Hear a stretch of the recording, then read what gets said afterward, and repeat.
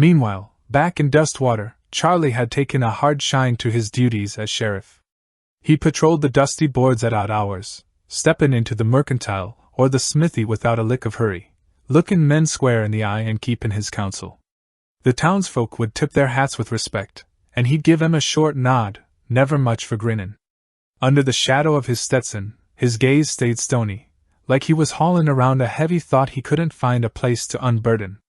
Clara Penrose watched him from the gloom of the hotel windows, feeling the mystery of the man coiled tighter around her heart. She'd gone and fallen for him hook, line, and sinker, but Charlie remained as unreachable as a high mountain peak.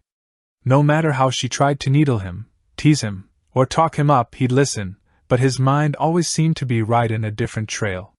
One afternoon, the town's quiet was shattered by the bark of a 6-gun coming from the saloon. A trail-worn cowboy, sour because his pockets were too light for more whiskey, had started acting the fool. The local brew was a vodka poissiere that couldn't fuddle a man's head if he drank a gallon, and the frustration had him drawing iron. He started plunging the bottles on the back bar, sending glass shards flying like hail.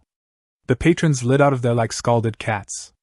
The barkeep dived behind the planks, shaken like a leaf.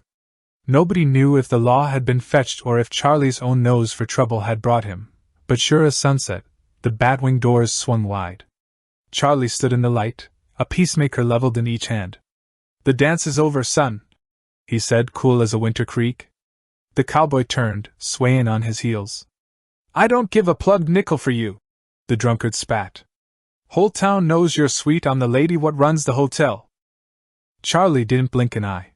He stepped in slow, boots ringing on the timber, his gaze fixed hard on the man. His spurs gave a slow, rhythmic jingle, a cold, metallic sound that brought a deeper silence than any shout. The cowboy tried to fetch his iron, but he was too slow by a mile.